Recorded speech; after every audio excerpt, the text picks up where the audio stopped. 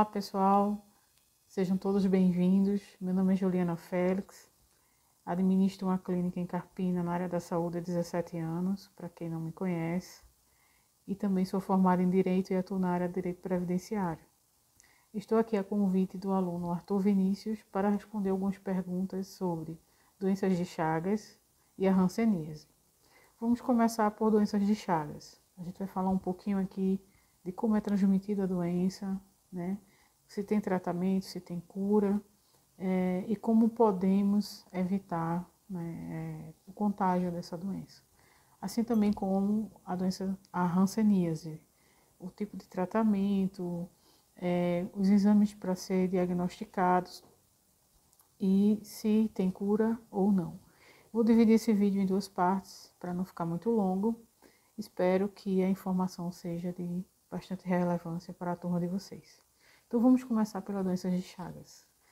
A doença é transmissível, por um parasita, principalmente através do inseto chamado barbeiro, então conhecido como inseto chamado barbeiro. O agente causador do protozoário, que é um protozoário, denominado de Trypanosoma cruzi, certo? Ele transmite essa doença, certo? Através do sangue, tá? E nas fibras musculares, especialmente as cardíacas e as digestivas. Como eu falei, a doença de Chagas ela não tem cura, A doença de Chagas ela tem controle. Quanto mais cedo diagnosticado, mais sobrevida, mais chances de o paciente ter controle e ter uma estabilidade, sobre a doença e ter uma qualidade de vida melhor. Mas a doença de Chagas ela não tem cura, certo?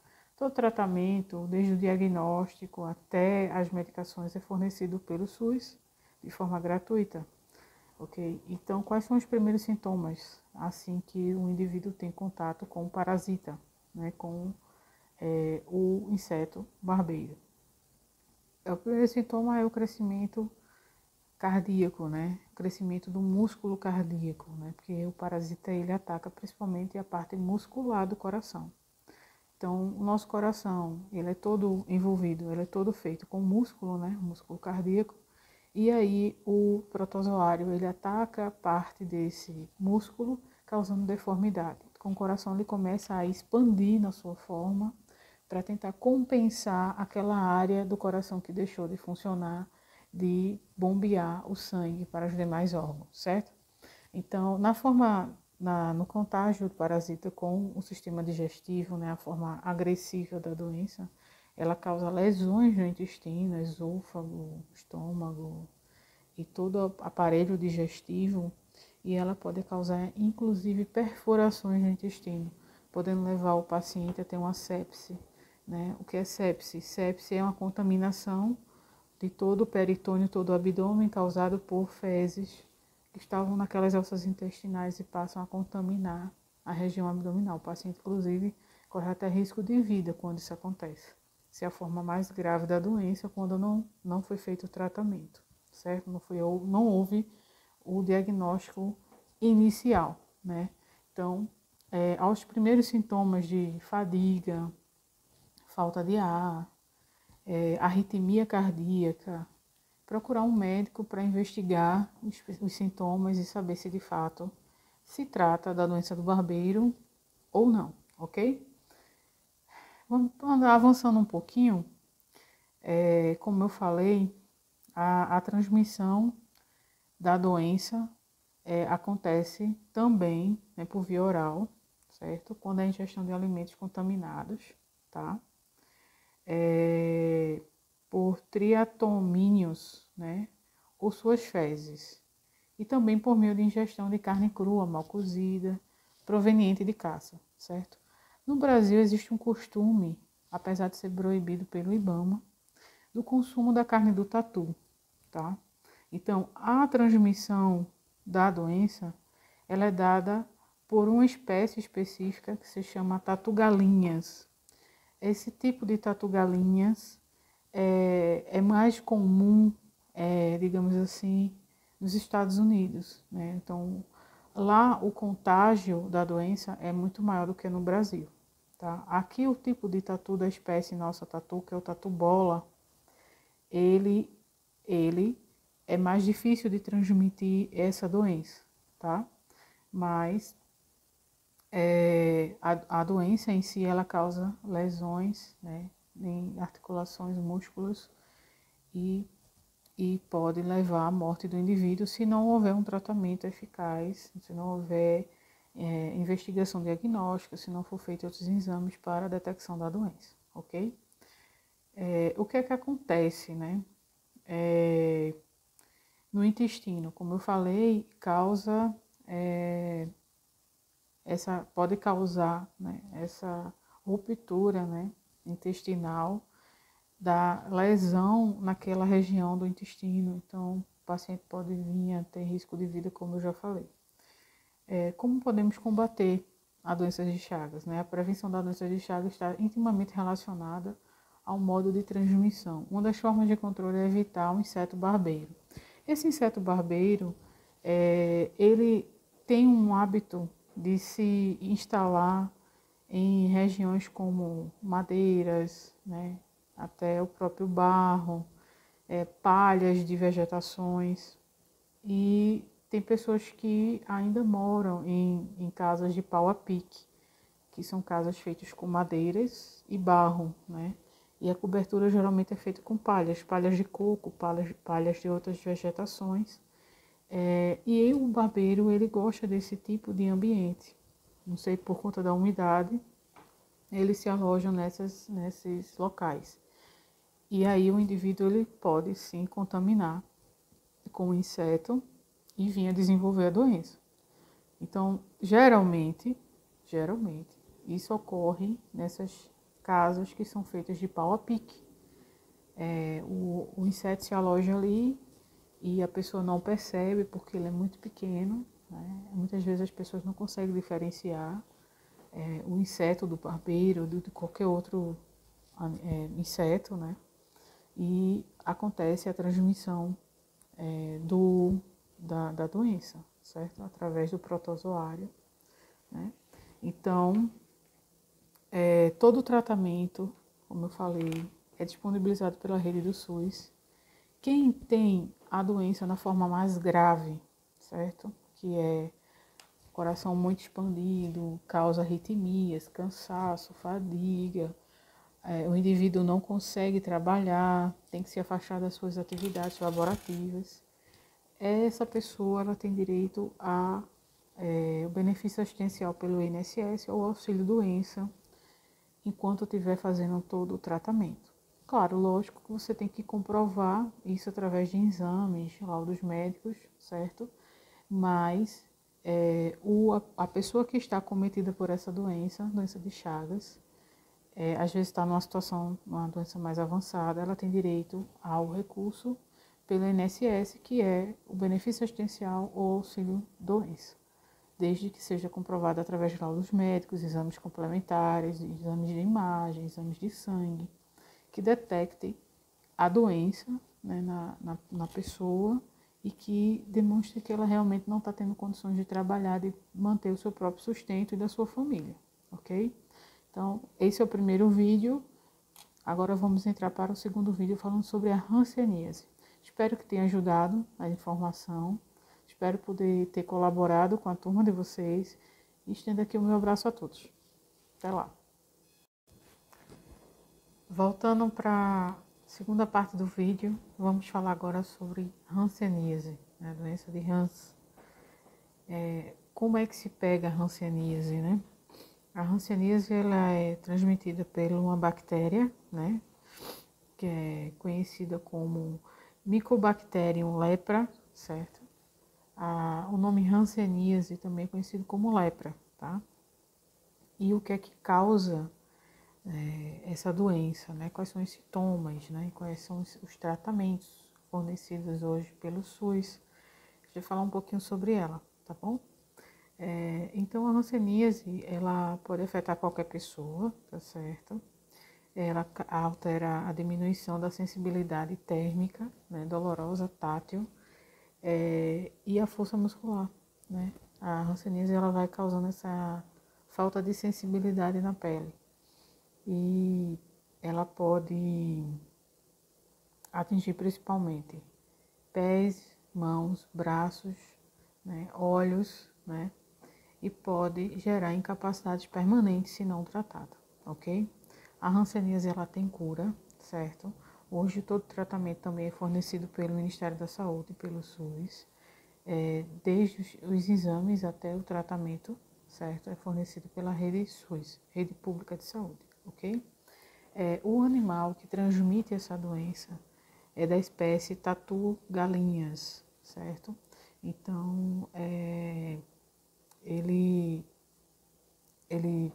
está ali naquele habitat natural, ele se alimenta de pequenos invertebrados e essa ingestão desses invertebrados e demais insetos que ele acaba consumindo na sua alimentação, na cadeia alimentar, acaba deixando ele infectado com a bactéria, certo?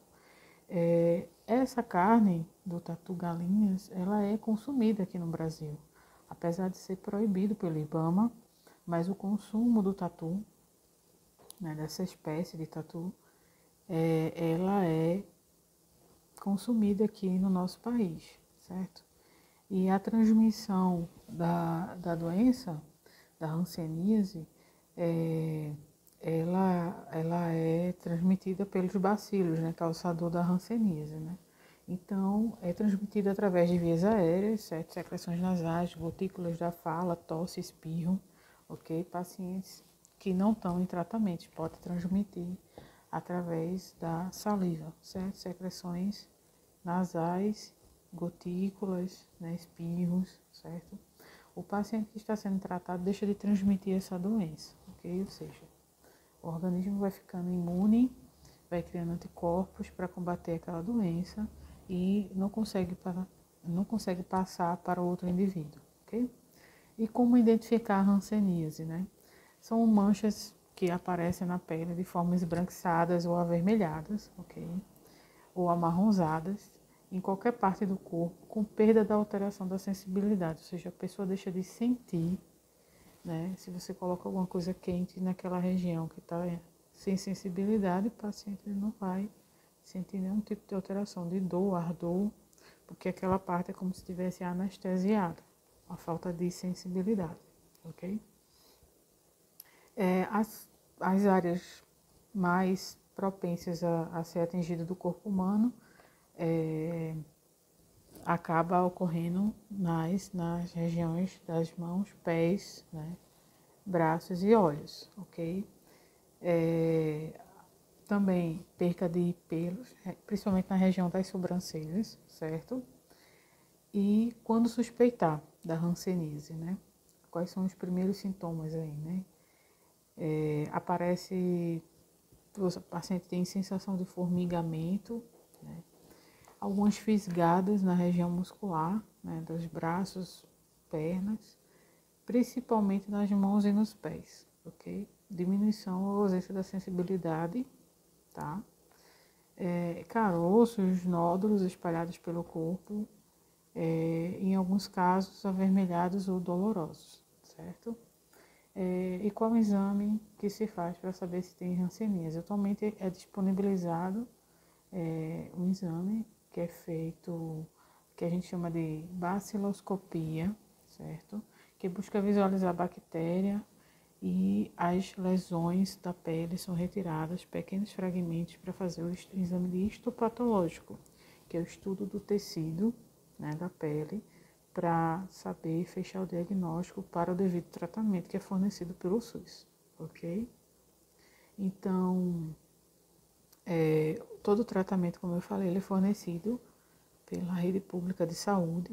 O paciente que tem esses sintomas, ele tem que procurar um médico, o posto de saúde mais próximo da sua casa, procurar conversar com o médico, explicar quais são os sintomas que ele está sentindo, para que o médico possa diligenciar, né, os exames necessários para se fazer e também direcionar o tratamento correto oferecido pela rede pública, né, de saúde, ok?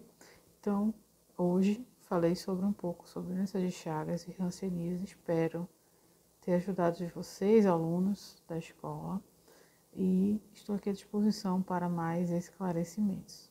Grande abraço a todos e até a próxima. Primeiramente, vamos conversar em entrevista e queria que o senhor informasse o nome e a data de nascimento, por favor. Sandro Cipriano de Souza, nascido em 21/8/1977. Certo. Bem, vamos começar as perguntas. O senhor conhece sobre a doença de Chagas ou já ouviu falar? Eu já ouvi falar, Já ouviu falar, e né? tenho conhecimento dela. Certo. O senhor sabe que é causada pelo inseto barbeiro, não é? Positivo. Sim, porque ele se esconde em frestas de parede, em locais escuros e que quando ele vai ingerir nosso sangue, ele acaba defecando e as fezes já estão contaminadas. Exatamente. Aí o protozoário vai para nossa corrente sanguínea, Isso. causando a doença que tem a fase aguda e crônica, a crônica sendo mais grave dos casos. O senhor sabe dizer como se trata? Não tenho conhecimento, mas só sei que ela não tem cura. O tratamento, como só existe o tratamento, né? Sim, só existe o tratamento dessa doença. No caso, para a fase aguda, é um antiparasitário que vai fazer com que retarde o avanço do barbeiro, do protozoário na nossa corrente sanguínea, fazendo com que ele não avance mais para isso. E na fase crônica, só com um tratamento médico acompanhado. Com isso, já que não vai ter cura, Mas tem um tratamento. mas tem um tratamento. Ok, aprendi mais um. Sim. E a próxima pergunta era mesmo sobre isso. Tem cura? Não tem cura, ela tem tratamento. Tem tratamento, ok. Causou algum surto na região? Do meu conhecimento, não. Seu conhecimento? Já que ela já foi extinta, né? Tem vários meios para evitar essa doença. Daí, então ela foi meio que extinta. Certo. Certo. E no caso, teve casos confirmados sim em Pernambuco. Não sei lhe informar precisamente a quantidade de casos confirmados, mas seria os casos confirmados. Os não confirmados não consegui encontrar. Próxima e última pergunta. Alguém foi diagnosticado com a doença de Chagas ou hanseníase que o senhor conhece? Não, Não que o senhor saiba, né? não que eu saiba. Certo. Nem amigos meus, nem gente da família. Certo. Obrigado pela sua opinião. Não por nada, tamo junto. Bom, boa noite. Vou gravar agora a senhora. Perguntar se a senhora conhece algumas coisas que eu vou perguntar à senhora sobre doenças que são causadoras de vários danos sérios na sociedade e na população brasileira. Perguntar à senhora se a senhora conhece a doença de Chagas e a de Hanseníase. Sim, conheço as duas. Boa noite. Certo. E o que elas são? São consideradas doenças endêmicas, né, que atinge a maior parte da população de baixa renda. Certo. Elas têm tratamento? Sim, as duas têm tratamento. Quais são? Então, em relação da doença de Chagas, ela sendo tratada adequadamente, pode ter uma chance de cura, né? Aproximadamente 100% chance de cura. E aí, a hanseníase, ela tem sim cura e também é tratada com antibiótico. Certo, então elas têm tratamento, mas esse tratamento é 100% curado e a doença de Chagas também? Sim, é tratada adequadamente com os medicamentos, ela existe sim aproximadamente 100% de cura, de chance de cura. Certo. Bom, a senhora sabe se alguma dessas doenças já causou uma epidemia, algum surto na cidade da gente, na Lucar? Então, no caso da doença de Chagas, na região sim, mas a de hanseníase não. Certo. A senhora conhece alguém que foi diagnosticado com alguma das doenças? Sim, conheço já pessoas, né, e próximo também, que já foi diagnosticada com hanseníase, fez o tratamento e foi curada. E também com Chagas, a doença de Chagas também fez tratamento e também foi curada. Certo, obrigado. É isso e agradecemos a, a resposta e posso dar uma boa noite. Boa noite.